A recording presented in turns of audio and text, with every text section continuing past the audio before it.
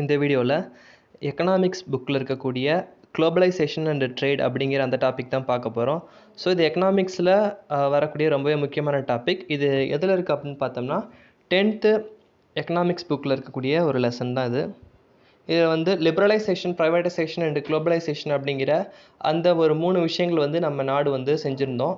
இதனால தான் நம்ம நாடு வந்து 1991 என்ன சொல்லுவாங்க அப்படின்னா நம்ம நாடு வந்து ஓப்பன் எக்கானமியாக மாறிச்சு அப்படின்னு சொல்லுவாங்க. ஸோ குளோபலைசேஷன் அப்படின்னா என்ன, அதுக்கு டெஃபனிஷன் வந்து கொடுத்துருக்காங்க. ஸோ உலகமயமாக்கல் அப்படின்னு சொல்லுவாங்க தமிழில். இந்த globalisation is the integration of a country with the world economy. Basically globalisation signifies a process of internationalisation plus liberalisation. So இப்போ வந்து இந்தியாவுடைய பொருளாதாரத்தை பொறுத்த வரைக்கும் பார்த்தோம்னா 1950களிலிருந்து நம்மளுடைய பொருளாதாரம் வந்து கலப்பு பொருளாதாரம் அப்படிங்கிற ஒரு பொருளாதார கொள்கையை வந்து பின்பற்றணும். பெரிய அளவில் வந்து வெளிநாட்டு நிறுவனங்களை வந்து நம்ம வந்து வளர விடலை. முக்கியமான காரணம் என்ன அப்படின்னா, சுதந்திரம் வாங்கின காலகட்டத்தில் நம்ம நாட்டில் இருந்த தலைவர்களுக்கு எல்லாமே வந்து இந்த மாதிரி ஆங்கிலேயர்கள், வெளிநாட்டினர்கள், இந்த மாதிரி யூரோப்பியன்ஸ் எல்லாமே வந்து சுரண்டக்கூடிய சக்தி கொண்டவங்க.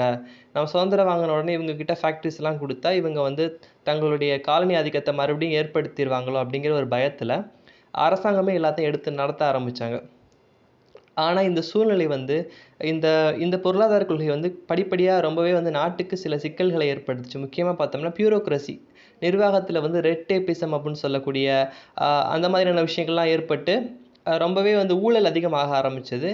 அதே மாதிரி இந்திரா காந்தி அவங்களுடைய காலகட்டத்தில் பார்த்தோம்னா ரொம்பவே ரெஸ்ட்ரிக்ஷன்ஸ், எம்ஆர்டிபி ஆக்டு, இந்த மாதிரியான சட்டங்கள்லாம் வந்து கொண்டு வரப்பட்டதுனால என்னாச்சு அப்படின்னா வெளிநாட்டுடைய முதலீடுகள் அப்படிங்கிறது பெரிய அளவில் இல்லை. நம்ம நாடு கிட்டத்தட்ட ஒரு க்ளோஸ்ட் எக்கானமி, அதாவது வெளிநாட்டோட அந்தளவுக்கு ஒரு ட்ரேடுங்கிறது பெருசாக பண்ண முடியலை அந்த காலகட்டத்தில்.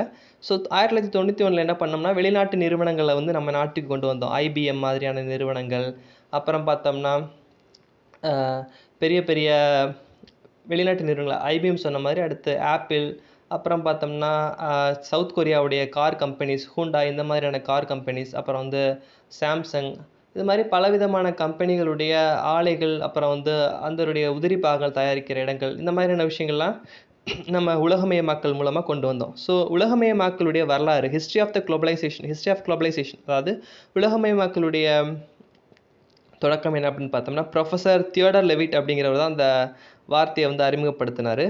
ஸோ ஹிஸ்ட்ரி ஆஃப் குளோபலைசேஷன் அப்படிங்கிறது பார்த்தோம்னா 3 கட்டங்களாக கொடுத்துருக்காங்க. ஸ்டேஜ் 1 ஆர்காயிக் குளோபலைசேஷன், ஸ்டேஜ் 2 வந்து ப்ரோட்டோ குளோபலைசேஷன், ஸ்டேஜ் 3 வந்து மாடர்ன் குளோபலைசேஷன் அப்படின்னு சொல்லிட்டு 3 சொல்லியிருக்காங்க. ஸோ ஃபஸ்ட்டு இருக்கக்கூடிய குளோபலைசேஷன் முதல் உலகமயமாக்கப்பட்டது வந்து ஆர்காயிக் அப்படின்னு சொல்கிறாங்க. ஆண்ட்ரூ குண்டர் prank argued that form of globalization has been existent since the rise of trade links between Sumer and Indus Valley. அதாவது அந்த காலகட்டங்களில் கிட்டத்தட்ட ஒரு 2000, ஒரு 3000, ஒரு 4000 வருடங்களுக்கு முற்பட்ட காலகட்டத்தில் சுமேரியர்களும் சிந்து சமவெளி நாகரிகமும் இருந்த காலகட்டம். கிட்டத்தட்ட 3rd millennium BC, before common era அப்படின்னு சொல்லக்கூடிய அந்த காலகட்டம், 3000 வருஷத்துக்கிட்ட சொல்கிறாங்க. அந்த காலத்தில் உலக பொருளாதாரம் அப்படிங்கிறது வந்து ஆர்காயிக் குளோபலைசேஷன் அப்படின்னு சொல்கிறாங்க. During the Hellenistic age, an early form of globalization in the trade link between the Roman Empire, Parthian Empire and Han Dynasty. பார்த்தோம்னா இந்த ஹெலினிஸ்டிக் ஈரா அப்படின்னு சொல்லக்கூடிய இந்த ரோமர்களுடைய ஆட்சி காலத்தில் ட்ரேடு, சில்க் ரூட், அதெல்லாம் மாதிரியான விஷயங்கள்லாம் இருந்துச்சு அப்படின்னு சொல்லுவாங்க. ஸோ அந்த சில்க் ரூட்டு தான் வந்து சில்க் ரோடு அப்படின்னு சொல்லக்கூடிய இந்த பட்டு பாதையில், பட்டு வழித்தடத்தில் வந்து வர்த்தகம் வந்து நடந்துச்சு. சைனாவில் இருக்கக்கூடிய ஹான் அந்த வம்சம், அப்புறம் பார்த்தியர்கள், அப்புறம் வந்து ரோமர்கள், இவங்க 3 பேருக்கு இடையில் நடைபெற்ற வர்த்தகம்.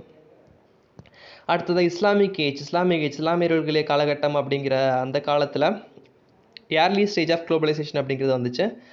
இதில் வந்து த அட்வென்ட் ஆஃப் மங்கோல் எம்பையர் தோ டிஸ்டபிளைசிங் டு த கமர்ஷியல், அதாவது மங்கோலியர்களுடைய காலகட்டத்தை பொறுத்த வரைக்கும் பார்த்தோம்னா பொருளாதாரங்கள் பெரிய அளவில் இல்லாட்டியும் சில நேரங்களில் வர்த்தகத்துக்கான வாய்ப்பு வந்து உருவாகவே ஆரம்பிச்சிச்சு. மிடில் ஈஸ்ட் அண்ட் சைனா, அதாவது மத்திய கிழக்கு ஆசியா, அப்புறம் வந்து சீனாவில் வந்து பெரிய அளவில் வர்த்தகம் நடைபெற்றுச்சு சில்க் ரூட் மூலமாக. அது pre modern phase of global exchange or sometimes known as archaic globalisation. So அது வந்து அந்த முன்னாடி இந்த காலகட்டத்தை வந்து நம்ம ஆர்காயிக் அப்படின்னு சொல்கிறோம். அந்த மிடில், அதாவது வரலாற்றுக்கு முந்தைய காலம், அப்புறம் வந்து இடைக்காலத்தில் இருக்கக்கூடிய காலகட்டங்கள், அதெல்லாம் வந்து வரலாற்றுக்கு முந்தைய காலம்னு சொல்ல முடியாது. கிறிஸ்துவுக்கு முந்தைய காலகட்டம் அப்படின்னு சொல்லலாம், அந்த காலகட்டம். அப்புறம் வந்து இஸ்லாமியர்களுடைய காலகட்டம். அது ரெண்டையுமே வந்து நம்ம ஆர்காயிக் அப்படின்னு சொல்கிறோம். அதுக்கு அடுத்ததாக இருக்கக்கூடியது குளோபலைசேஷன்.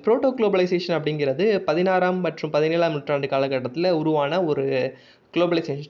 அப்படிங்கிறது ப்ரோட்டோடைப் அப்படின்னு சொல்லுவோம், ஒரு விஷயத்தை செய்கிறதுக்கு முன்னோடி அப்படின்னு சொல்லுவோம். ஸோ குளோபலைசேஷன் அப்படிங்கிறது மாடர்ன் குளோபலைசேஷனுக்கு முன்னாடி வந்த ஒரு விஷயம். ஸோ இந்த காலகட்டத்தில் ஐரோப்பியர்கள் வந்து இந்தியாவுக்குள்ளே வராங்க. யாருன்னா போர்ச்சுகீசியர்கள், ஸ்பானியர்கள், அப்புறம் வந்து டச்சுக்காரர்கள், ஆங்கிலேயர்கள், இந்த மாதிரியான வெளிநாட்டு அரசாங்கங்கள், வெளிநாட்டு பேரரசுகள் இந்தியாவுக்குள்ளே வராங்க. ஃபார் எக்ஸாம்பிள், பெரும்பாலும் இந்த நாடுகள் எல்லாமே இந்தியாவுக்கு வழித்தடத்தை தேடி தான் வருவாங்க. ஸோ இந்த மாதிரியான நாடுகள்லாம் வந்து இந்தியாவை தேடி வரும்போது தான் இந்த குளோபலைசேஷன் அப்படிங்கிறது புதுசாக வந்து கொண்டு வராங்க. அதாவது ப்ரைவேட் பிஸ்னஸ், அதாவது பார்த்தோம்னா அரசாங்கத்துடைய ஒரு இது இருக்கும், இருந்தாலுமே தனியாருக்கு வந்து ஒரு உரிமையை கொடுத்துருவாங்க, ப்ரைவேட் கம்பெனிஸ். அது மாதிரி வளர்ந்த காலகட்டம் டச் ஈஸ்ட் இந்தியன் கம்பெனி, இந்த மாதிரியான கம்பெனிஸ்லாம் வந்து வளர ஆரம்பிச்சிச்சு. ஸோ இந்த ப்ரோட்டோடைப்புக்கு அப்புறமா பார்த்தோம்னா மாடர்ன் குளோபலைசேஷனை பொறுத்த வரைக்கும் பார்த்தோம்னா இந்த 19th century witnessed the advent of globalization approaching its modern form. 19ஆம் நூற்றாண்டில் இதோடைய புதிய வடிவம் வந்து பரிணாமம் எடுக்குது. இதில் பார்த்தோம்னா 19th and 20th century there are significant differences. There are two main points. One is global trade in his centuries, as well as the capital investments and the economy, and another one is global trade in 20th century shows a higher share of trade in merchant productions. அதாவது வர்த்தகம் மூலமாக என்ன ஆச்சு அப்படின்னு பார்த்தோம்னா பொருட்கள் வந்து உற்பத்தி பெரிய அளவில் பெருக ஆரம்பிச்சது. A growth of trade in services, the rise of protection and trade by multinational firms. அதாவது வெளிநாட்டு நிறுவனங்கள் வந்து பெரிய அளவில் வந்து உற்பத்தியை வந்து உருவாக்கி பல நாடுகளுக்கு சந்தைப்படுத்த ஆரம்பித்தாங்க. இதுதான் வந்து மாடர்ன் குளோபலைசேஷன் அப்படின்னு சொல்லுவாங்க. ஸோ நம்ம அடுத்து பார்க்க போகிறது trade and traders in South India historical perspective. So நம்ம வந்து தென்னிந்தியாவை பொறுத்த வரைக்கும் வரலாற்று ரீதியில் வர்த்தகம் எப்படி நடந்துச்சு அப்படிங்கிறத பார்க்க போகிறோம். ஸோ முதல்ல வந்து பார்த்தோம்னா 1053 1053 வருடம் காமன் ஈரால கலிங்கா ட்ரேடர்ஸ், கலிங்கம் அப்படின்னு சொல்லுவோம், கலிங்கானா ஒடிசா பகுதியில் இருக்கக்கூடிய வர்த்தகர்கள் என்ன பண்ணாங்கன்னா brought red colour stone decorative objects for trade and also cotton textiles to South East Asia. அதாவது ரெட் கலர் ஸ்டோன் அந்த பொருட்கள்லாம் வந்து வர்த்தகம் பண்ணாங்க. அடுத்து வந்து காட்டன் டெக்ஸ்டைலை வந்து அந்த நாடுகளுக்கு ஏற்றுமதி செஞ்சாங்க. இங்கேனா சவுத் ஈஸ்ட் ஏஷியா, தென்கிழக்கு ஆசியா நாடுகளுக்கு அந்த 1053 வருடங்கள்லேயே கலிங்கர்கள் வந்து வர்த்தகம் செஞ்சுட்டு இருந்தாங்க. அடுத்ததாக பார்த்தோம்னா யூரோப்பியன் ட்ரேடர்ஸ், ஐரோப்பிய வர்த்தகர்கள் பொறுத்த வரைக்கும் பார்த்தோம்னா various European companies which came to India during the period this discovered the new all sea route from Europe to India. ஐரோப்பியர்கள் வந்து இந்தியாவுக்கான கடல் வழிப்பாதையை வந்து கண்டுபிடிச்சிட்டாங்க. எப்படின்னா கேப் ஆஃப் குட் ஹோப் அப்படின்னு சொல்லக்கூடிய நன்னம்பிக்கை முனை, சவுத் ஆஃப்ரிக்காவை சுற்றி இந்தியாவுக்கு வரக்கூடிய வழியை வந்து வாஸ்கோட காமா வந்து கண்டுபிடிச்சதுனால ஐரோப்பியர்களுடைய வருகை வந்து வர ஆரம்பிச்சிச்சு. காமா had far reaching repercussions on civilised world, அதாவது அந்த பகுதிகளுக்கு வந்து நாங்கள் வந்து நாகரிகத்தை கொண்டு வர போகிறோம். சில விஷயங்கள்லாம் சொல்லுவாங்க. ஐரோப்பியர்களை பொறுத்த வரைக்கும் தாங்க தான் சுப்பீரியர் அப்படிங்கிற ஒரு மைண்ட் செட் இருக்கும். அதனால் நாங்கள் வந்து அந்த மக்களுக்கு வந்து ஓரியண்டல் பீப்புள் அப்படின்லாம் சொல்லுவாங்க. அது கொஞ்சம் ஒரு ரேஷியல் சுப்பீரியாரிட்டி அப்படின்னு சொல்லுவோம். அந்த மாதிரியான ஒரு மென்டாலிட்டி இருக்கும் அவங்களுடைய மைண்ட் செட்டு. ஸோ நம்ம மக்களை மட்டம் தட்டக்கூடிய ஒரு மனநிலை அப்பையிலேருந்து இருந்துகிட்டு தான் இருந்துச்சு. ஸோ நெக்ஸ்ட் பார்த்தோம்னா the Portuguese under the leadership of the Vasco da Gama landed at கள்ளிக்கோட்டையில் வந்து 1498 வந்து இறங்கினோன்னு அவர் பார்க்குறது profits of goods brought by the Vasco da Gama to the Portugal were to 60 times cost of the entire expedition to India. அதாவது அவருடைய வர்த்தகத்தின் மூலமாக அவருக்கு கிடைச்ச லாபம் வந்து அவருடைய செலவுகளை விட 60 மடங்கு அதிகமாக இருந்துச்சு அப்படிங்கிறது தான் இங்கே முக்கியமான விஷயம். The second trip of Vasco da Gama in 1502 led to the establishment of trading station at Calicut. 1502 மறுபடியும் வாஸ்கோ ட காமா வந்து கல்லிக்கட்டுக்கு வர்றாரு. கல்லிக்கட்டுக்கு வந்தவுடனே அவர் வந்து ட்ரேடிங் ஸ்டேஷன் வந்து உருவாக்குறாரு. அந்த ஒரு வர்த்தக மையத்தை உருவாக்கி அங்கே ஒரு இது மாதிரி எப்படி சொல்கிறதுனா ஒரு ஸ்டோரேஜ் ஹவுஸ் மாதிரி அங்கே இந்த வர்த்தகம்லாம் பண்ணிகிட்ருக்குறாங்க. ஸோ அடுத்து பார்த்தோம்னா டச் அப்படின்னு சொல்லக்கூடிய இவங்களை பார்த்தோம்னா நெதர்லாந்து அப்படின்னு சொல்லக்கூடிய அந்த நாடு தான் அவங்க வந்து டச் அப்படின்னு சொல்லுவாங்க. ஸோ இந்த டச்சுக்காரர்கள் பொறுத்த வரைக்கும் பார்த்தோம்னா touch undertook the several voyages from the 1596 and formed the Dutch East India Company. 1596 அவங்க நிறையா விஷயங்கள் வந்து செஞ்சுட்டு இருந்தாங்க. டச் ஈஸ்ட் இந்தியா கம்பெனி அப்படிங்கிறத உருவாக்குறாங்க. VOC 1602. In 1605 Admiral Vander Hagen established Dutch factory at Masulipatnam. Admiral van der Hagen அப்படிங்கிறவர் என்ன பண்ணுறாருனா மசூலிப்பட்டினத்தில் ஒரு ஃபேக்ட்ரி ஒன்று கட்டுறாரு. அடுத்ததாக தேவனாம்பட்டினத்துலையும் கட்டுறாங்க. நெகோசியேஷன்ஸ்லாம் போயிட்டு இருந்தது. ஓகே, நெக்ஸ்ட்டு பார்த்தோம்னா இன் 1610 அப்பான் negotiating with king of Chandragiri மன்னர் கூட வந்து பேசி புலிக்காட் அப்படிங்கிறது பார்த்தோம்னா சென்னைக்கு நார்தன் சைடில் இருக்கக்கூடியது திருவள்ளூர் டிஸ்ட்ரிக்ட் அண்ட் ஆந்திராவோட பார்டரில் இருக்கக்கூடிய அந்த பகுதி புலிக்காட். இந்த புலிக்கோட்டை அப்படின்னு சொல்லக்கூடிய இந்த பகுதியில் வந்து என்ன பண்ணுறாங்க அப்படின்னா அவங்களுடைய ஃபேக்ட்ரியை வந்து அமைக்கிறாங்க. அவங்களுடைய கோட்டை அதெல்லாமே வந்து அந்த ஏரியாவில் இருக்குது. இப்போ கூட other commodities exported by the Dutch were indigo அப்படிங்கிறது அந்த கருநில சாயம் அவுரி செடி அப்படின்னு சொல்லுவாங்க. ஸோ பெங்கால் ரா சில்க் அப்புறம் Pulicat was the headquarters of the Dutch in India. So புலிக்காட்டில் வந்து இப்போ கூட டச்சுடைய அந்த ஃபேக்ட்ரி வந்து இருக்குது, இந்த கோட்டை இருக்குது, ஃபோர்ட் இருக்குது. நெக்ஸ்ட் பார்த்தோம்னா த பிரிட்டிஷ்காரங்களை பொறுத்த வரைக்கும் பார்த்தோம்னா 31 டிசம்பர் 1600 குயின் எலிசபெத் என்ன பண்ணுறாங்க, ஒரு சார்ட்டர் வந்து கொடுக்குறாங்க. ஸோ ஒரு பட்டயத்தை கொடுக்குறாங்க. அந்த பட்டயத்தை வச்சுக்கிட்டு சவுத் ஈஸ்டர்ன் கோஸ்ட் தென்கிழக்கு பகுதியில் இருக்கக்கூடிய கடலில் வந்து வர்த்தகம் செஞ்சுக்கலாம் அப்படின்னு சொல்கிறாங்க. இங்கிலீஷ் எஸ்டாப்ளிஷ்ட் மசூலிப்பட்டினம் இன் 1611 1611 பிரிட்டிஷ் வந்து மசூலிப்பட்டினத்தில் வந்து அவங்களுடைய வணிக தளத்தை வந்து உருவாக்கிக்கிறாங்க. இன் 16 அண்ட் நியர் புலிக்கால் இன் 1626 புலிக்கால் அப்படிங்கிற இடத்துல 1526 உருவாக்கிக்கிறாங்க. The sultan of Golconda granted the English the golden farman in 1632. அதாவது ஒரு சாசனம் மாதிரி கொடுக்குறாரு. அதை கொடுத்ததுனால அவங்க வர்த்தகம் செஞ்சுக்கலாம், சில விஷயங்கள்லாம் கொடுக்குறாரு அதிகாரம் மாதிரி. By which they were allowed to trade freely in the kingdom ports. அவருடைய கோல்கொண்டா சுல்தானுடைய அரசாங்க பகுதிகளில் ஃப்ரீயாக வந்து பயன்படுத்திக்கலாம் அப்படின்னு சொல்கிறாங்க. இன் 1639 த பில்ட் ஃபோர்ட்டிஃபைடு ஃபேக்ட்ரி. ஃபோர்ட்டிஃபைடுனா நல்லா ஒரு கட்டமைக்கப்பட்ட ஒரு ஃபேக்ட்ரியை வந்து கட்டுறாங்க. கட்டமைக்கப்பட்ட மீன்ஸ் ரொம்பவே பாதுகாக்கப்பட்ட ஒரு ஃபேக்ட்ரியை வந்து கட்டுறாங்க, ஒரு ஆலையை வந்து உருவாக்குறாங்க மெட்ராஸில். அண்ட் அது அந்த ஃபோர்ட் வந்து ஃபோர்ட் செயின்ட் ஜார்ஜ், அதாவது ஃபோர்ட் செயின்ட் ஜார்ஜ் கோட்டை வந்து எதுக்குன்னா ஒரு ஃபேக்ட்ரியாக தான் பயன்படுத்திக்கிறாங்க பிரிட்டிஷ்காரங்க. அதுக்கப்புறம் அது அட்மினிஸ்ட்ரேட்டிவ் பர்பஸ் எல்லாத்துக்குமே வந்து பயன்படுத்த ஆரம்பித்தாங்க. Which soon displaced Masulipatnam as headquarters of English settlements of the Coromandel கோஸ்ட்லேருந்து மசூலிப்பட்டினத்துலேருந்து அவங்களுடைய கோட்டையை வந்து மெட்ராஸில் இந்த ஃபோர்ட் செயின்ட் ஜார்ஜ் வந்து அவங்களுடைய அட்மினிஸ்ட்ரேட்டிவ் கேபிட்டலை வந்து மாற்றிக்கிட்டாங்க ஹெட் குவார்ட்டர்ஸாக. ஸோ நெக்ஸ்ட் நம்ம பார்க்க போகிறது டேன்ஸ் அப்படிங்கிறது டென்மார்க் அப்படிங்கிற அந்த நாட்டை சேர்ந்தவங்க. இவங்க வந்து இந்தியாவுக்கு 1616 வருஷம் வந்து வராங்க. இந்த டேனிஷை பொறுத்த வரைக்கும் Danish settlements was established at Tranquebar அப்படிங்கிறது தரங்கம்பாடியில் வந்து அவங்க என்ன பண்ணுறாங்க அப்படின்னு பார்த்தோம்னா அவங்களுடைய செட்டில்மெண்ட், அவங்களுடைய தங்குமிடத்தை அமைச்சுக்கிறாங்க. இன் 1620s which was headquarters of Danes in India. They failed to strengthen themselves. 1620 அதான் வந்து ட்ராங்குபார் தான் அவங்களுடைய தலைமையிடமாக இருந்துச்சு. They failed to strengthen themselves in India. 1945 they forced to sell their all their India settlements to the British. அதாவது அவங்களுடைய settlement ட்ராங்குபாரை வந்து பிரிட்டிஷ்கிட்ட விற்றுருவாங்க, அந்த கோட்டை அந்த பகுதி எல்லாத்தையுமே. ஏன்னா அவங்களால தாக்கு பிடிக்க முடியாது ஆங்கிலேயர்களுடைய அந்த ஹெஜ்மோனி அவங்களுடைய பவர்ஃபுல் அண்ட் ஒரு கண்ட்ரோல் வந்து உங்களால் தாக்கு பிடிக்க முடியாமல் இந்தியா விட்டு போயிடுவாங்க. அடுத்ததாக இருக்குது ஃப்ரெஞ்சை பொறுத்த வரைக்கும் பார்த்தோம்னா the French factory in India was established in 1668 by obtaining permission from sultan of Golconda. So sultan of Golconda வந்து ரொம்ப தாராள பிரபுவாக எல்லா வெளிநாட்டினருக்கும் வரவேற்பு கொடுத்து அவங்களுக்கு இடமும் கொடுக்குறாரு. In 1693 the Dutch captured Pondicherry. 1693 Dutch வந்து பாண்டிச்சேரியை ஃப்ரெஞ்சுக்கிட்ட இருந்து பிடிக்கிறாங்க. But was handed back to the French. மறுபடியும் ஃப்ரெஞ்சுக்கிட்டே திருப்பி கொடுத்துறாங்க டச், சரி நீங்களே வச்சுக்கோங்க அப்படின்னு சொல்லிட்டு சில உடன்படிக்கைகள் மூலமாக. Next in 1701 Pondicherry was headquarters of French. So இதை பார்த்தோம்னா 1701 பாண்டிச்சேரி வந்து ஹெட் குவார்ட்டர்ஸ் ஆஃப் ஃப்ரெஞ்சுடைய ஹெட் குவார்ட்டர்ஸ் இந்தியாவில் அப்படிங்கிறத உருவாக்கிட்டாங்க. ஸோ இந்த விஷயங்கள் நம்ம பார்க்கும்போது இங்கே ட்ரேடர்ஸ் ஐரோப்பியர்கள் வந்து இந்தியாவுக்குள்ளே வர்றாங்க, ஒவ்வொரு கம்பெனிஸாக உருவாக்கி வர்றாங்க, வந்து வர்த்தகத்தில் ரொம்பவே கவனம் செலுத்துகிறாங்க. வர்த்தகம் அப்படிங்கிறத பார்த்தோம்னா முதல்ல வரும்போது ஓரளவுக்கு நேர்மையான வர்த்தகம் நடந்துக்கிட்டே இருக்குது. ஆனால் இந்தியாவில் இருக்கக்கூடிய சூழ்நிலையை பார்த்துட்டு, இந்தியாவில் இருக்கக்கூடிய குளறுபடிகளை பார்த்துட்டு இவங்க அட்மினிஸ்ட்ரேஷனுக்கு வந்ததுக்கு அப்புறமா நம்மளுடைய வளங்களையும் செல்வங்களையும் சுரண்டி அப்படியே வந்து ஒரு கேவலமான ஒரு மோசமான ஒரு வர்த்தக சூழ்நிலையை உருவாக்குறாங்க. அது எப்படின்னா முழுக்க ஐரோப்பியர்களுக்கு சாதகமான வர்த்தக முறை, நம்ம நாட்டில் இருக்கக்கூடிய உள்நாட்டு வர்த்தகம் வணிகம் எல்லாத்தையும் அடித்து நொறுக்கி நம்ம நாட்டை ஒரு ஏழ்மை மிக்க ஒரு நாடாக வந்து மாற்றிடுறாங்க. ஸோ அதுதான் வந்து அவங்களுடைய ட்ரேடுனால இந்தியாவுக்கு நடந்த ஒரு விளைவு அப்படின்னு சொல்லலாம். நெக்ஸ்ட் பார்த்தோம்னா குளோபலைசேஷன் இன் இந்தியா. ஸோ இந்தியாவை பொறுத்த வரைக்கும் குளோபலைசேஷன் அப்படிங்கிற விஷயம் வந்து இந்த period after 1980 and 81 was marked severe balance of payment.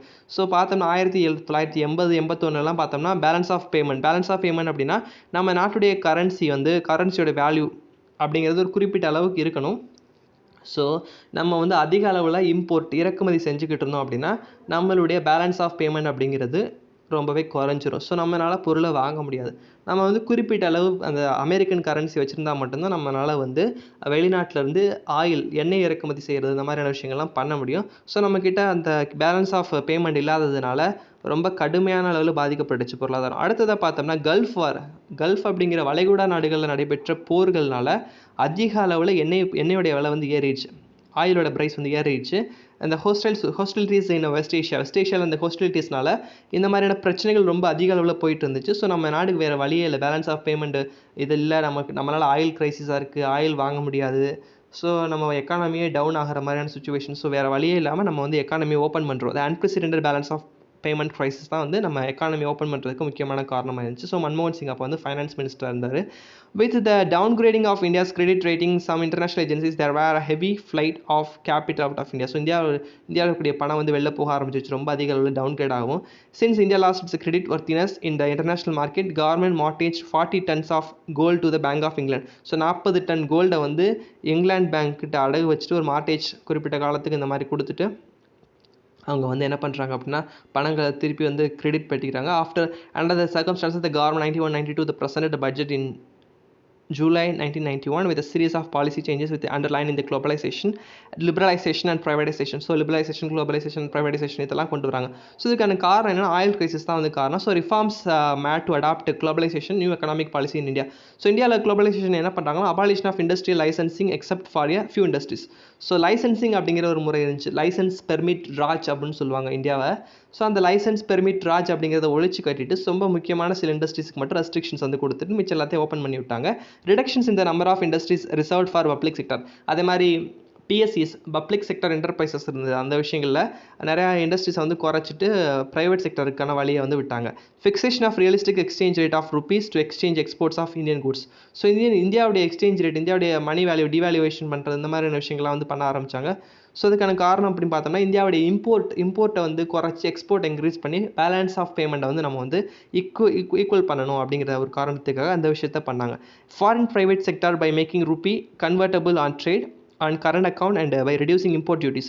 So வர்த்தகத்தில் இறக்குமதியான விஷயங்கள் சில விஷயங்களை வந்து செலவை குறைக்கணும், அந்த மாதிரியான விஷயங்கள்லாம் பண்ண ஆரம்பித்தாங்க. Private sector by make rupee convertible on trade on current account and by reducing import duties. So import டியூட்டிஸோடைய அளவையும் குறைக்கிறாங்க. ஸோ அதனால் நம்ம வேல்யூ ருப்பியோடைய கன்வெர்ட்டபிள் ரேட் வந்து இன்க்ரீஸ் பண்ணலாம் அப்படிங்கிறதுக்கா. ஸோ அது ஒரு விஷயம். Foreign exchanges regulations are suitably amended. So foreign எக்ஸ்சேஞ்சஸுக்கான சில இதெல்லாம் இருக்கும், சில ஆக்ட்லாம் இருக்கும். அந்த ஆக்ட்லாம் வந்து அவங்க மாற்றிருப்பாங்க. ஸோ முக்கியமாக பார்த்தோம்னா MTCR act, monopoly trade control regulation act சொல்லுவாங்க. ஸோ அந்த எம்டிசிஆர் ஆக்ட்டு அந்த ஆக்டில் வந்து சேஞ்ச் பண்ணியிருப்பாங்க. And statutory liquidity ratio was reduced increase lending by RBI. So statutory liquidity ratio வந்து ரெடியூஸ் டு இன்க்ரீஸ் லெண்டிங். அதாவது ஆர்பிஐயில் வந்து நிறையா வந்து கடன் கொடுக்கணும் அப்படிங்கிற விஷயங்களுக்காக அந்த ரேஷியோ வந்து குறைச்சி ஆர்பிஐ வந்து லிக்விடிட்டி இன்க்ரீஸ் பண்ணதுக்காக பண்ணியிருப்பாங்க. ஏன்னா எக்கானமி அப்போ ஸ்டாக்னெண்ட்டாக இருக்கும், ரொம்பவே பொருளாதாரம் வந்து வீழ்ச்சி அடைஞ்சிருக்கும். அதனால் வேறு வழி இல்லாமல் இந்த மாதிரியான ஸ்டாச்சுட்டரி லிக்விடிட்டி ரேஷியோலாம் குறைக்கிறதுனால பேங்க் வந்து நிறையா லெண்ட் பண்ணுவாங்க, கடன் கொடுப்பாங்க அப்படிங்கிறதுக்காக பண்ணியிருப்பாங்க. ஸோ மல்டிநேஷனல் கார்பரேஷன்ஸ் எம்என்சி அப்படிங்கிறத பார்த்தோம்னா மல்டிநேஷனல் கார்பரேஷன்ஸ் இந்த corporate organisation which owns or controls the productions of goods and services is in own country other than its home country. So ஒரு மல்டிநேஷனல் கம்பெனி அப்படின்னா ஒரு ஹோம் கண்ட்ரிலேருந்து அந்த company வந்து இன்னொரு கண்ட்ரியில் ஒரு ஃபேக்ட்ரி, ஒரு ஆஃபீஸ், ஒரு இது வச்சுருந்தாங்க, ஒரு நிறையா அந்த மாதிரி நடக்கிறாங்க. ஒரு நாடு இல்லை 2-3 நாட்டில் வந்து அவங்க பிஸ்னஸ் ரன் பண்ணுறாங்க அப்படின்னா அவங்க எம்என்சின்னு சொல்லுவாங்க. ஸோ மல்டிநேஷனல் பல நாடுகளில் இருக்கக்கூடிய ஒரு நிறுவனம், கம்பெனி அப்படின்னு சொல்லலாம். So like the East Indian company which came in India trading the company then its net throughout the country becomes a politically dominant. These multinational first start their activities extractive. The industries control the raw materials. The host countries during the 1920s then slowly entered in manufacturing and service sectors of 1950s. Most of the MNCs present belongs to the 4 major exporting countries. அதாவது United States of America, United Kingdom, அப்புறம் France, Germany, இந்த மாதிரி 4 நாடுகள் தான் வந்து உலகத்தில் இருக்கக்கூடிய பெரிய பெரிய மல்டிநேஷனல்ஸ் கம்பெனிலாம் வந்து மல்டிநேஷனல் கம்பெனிஸை வந்து ஹேண்டில் பண்ணிட்டு இருக்காங்க. ஸோ இதில் பார்த்தோம்னா அமெரிக்கா தான் வந்து பெரிய ஒரு நாடு. இந்த நாடு தான் வந்து உலகத்தில் அதிக அளவிலான மல்டிநேஷனல் கம்பெனிஸ் வந்து வச்சிருக்காங்க. 11 of the 15 largest multinational companies வந்து அமெரிக்கன்ஸ் தான் வந்து ஹேண்டில் பண்ணாங்க. ஸோ அமெரிக்கனோட இன்ஃப்ளூயன்ஸ் அப்படிங்கிறது ரொம்ப அதிகமாக இருக்கும் மல்டிநேஷனல் கம்பெனியை பொறுத்த வரைக்கும். ஸோ growth of MNCயோட growth இந்தியாவில் பார்த்தோம்னா a common form of MNC participation in Indian industry is through the entering into the cooperation with Indian industrialist. So இந்தியாவில் இருக்கக்கூடிய தொழிலதிபர்கள் மூலம் அவங்களுடைய ஒத்துழைப்பு மூலமாக வந்து வளர ஆரம்பித்தாங்க மீன்ஸ் அவங்களோட ஒரு ஒப்பந்தம் போட்டுட்டு அவங்களோட லேண்டோ சில விஷயங்கள் அக்ரிமெண்ட் போட்டுட்டு ஸ்டேக்ஸ் எல்லாம் இது பண்ணிவிட்டு மல்டிநேஷனல் கம்பெனிஸ் வந்து கொஞ்சம் கொஞ்சமாக வளர ஆரம்பிச்சிட்டாங்க இந்தியாவிலையும். Of liberalisation of 1980s gave a substantial spurt of foreign collaborations. This would be clear fact that total of 12,760 foreign collaborations 12,760 வெளிநாடுகளுடைய ஒத்துழைப்பு ஒப்பந்தங்கள் அக்ரிமெண்ட்ஸ் உடன்படிக்கைகள்லாம் போடப்பட்டு கையெழுத்திடப்படுறாங்க between 1948 and 1988 as a result of liberalized foreign investment policy FIP அப்படிங்கிற அந்த ஒரு policy மூலமாக announced in August 1991 that has a further spurred foreign collaborations and increase the flow of foreign direct investment. FDI வந்து அதிக அளவில் இந்தியாவுக்குள்ளே inflow ஆக ஆரம்பிக்குது. ஸோ அதனால் நம்மளுடைய எக்கானமி டெவலப் ஆக ஆரம்பிக்குது. Reasons for the growth of MNC வளர்ச்சிக்கான முக்கியமான காரணம் expansion of market territory. As operations of large sized firms expand, it seeks to more and more extensions of its activated beyond the physical boundaries of the country in which it is incorporated. So அந்த company வந்து expansion பண்ணுறது. அப்புறம் வந்து marketing superiority. So marketing tactics and techniques. Multinational firms enjoys a number of marketing superiorities over the national firms. It enjoys market reputations and faces less difficulty in selling the products. It adopt more effective advertising and sales promotion techniques. So உங்களுடைய டெக்னிக்ஸ்லாம் ரொம்ப marketing வந்து ரொம்ப சிறப்பாக இருக்கும். So அதனால் அவங்க ஈஸியாக வந்து பொருளை விற்க ஆரம்பிச்சிடுவாங்க. Financial superiorities பொறுத்த வரைக்கும் பார்த்தீங்கன்னா, it has a financial resources, high level of funds utilization. It has a easier access of external capital markets because of its international reputation. It's able to raise a more international source. So அவங்களுடைய பணம் வந்து அவங்கள்ட்ட நிறையா source அதை தான் சொல்கிறாங்க. அப்புறம் டெக்னாலஜிக்கலாக பார்த்தோம்னா எம்என்சியை பொறுத்த வரைக்கும் பார்த்தோம்னா பெரிய அளவில் டெக்னாலஜிஸ் இருக்கும், தொழில்நுட்பங்கள் இருக்கும். ஸோ அதனால் அவங்களுடைய வந்து பெரிய அளவில் சக்ஸஸ்ஃபுல்லாக இருக்க முடிஞ்சிச்சு. ஸோ இந்தியாவில் இருக்கக்கூடிய பெரிய மல்டிநேஷ்னல் கம்பெனிஸ் யாருன்னு பார்த்தோம்னா சோனி கார்பரேஷன், சோனி, அப்புறம் ஹியூலெஃப்ட் பேக்கர்ட், ஹாலட் பாக்கர்ட் அப்படின்னு சொல்லக்கூடிய ஹெச்பி கம்பெனி, அப்புறம் டாடா குரூப் வந்து இதில் இந்தியா, ஹெச்பி அப்படிங்கிறது யுனைடெட் ஸ்டேட்ஸு, மைக்ரோசாஃப்ட் கார்பரேஷன் இதுவும் யூஎஸ்ஏ, ஐபிஎம் யூஎஸ்ஏ, நெட்டில் அப்படின்னு சொல்லியிருக்காங்க, நெஸ்லேவான்னு தெரியல. ஸோ நெட்டில் கொடுத்துருக்காங்க. So Procter and Gamble, P and G அப்படின்னு சொல்லக்கூடிய அந்த கம்பெனி நிறையா கெமிக்கல் ரிலேட்டட் ப்ராடக்ட்ஸ்லாம் நிறையா செய்கிறாங்க. ஹோம் சோப்லேருந்து நிறையா விஷயம் செய்கிறாங்க. சிட்டி குரூப் அப்படிங்கிறது சொல்லியிருக்காங்க.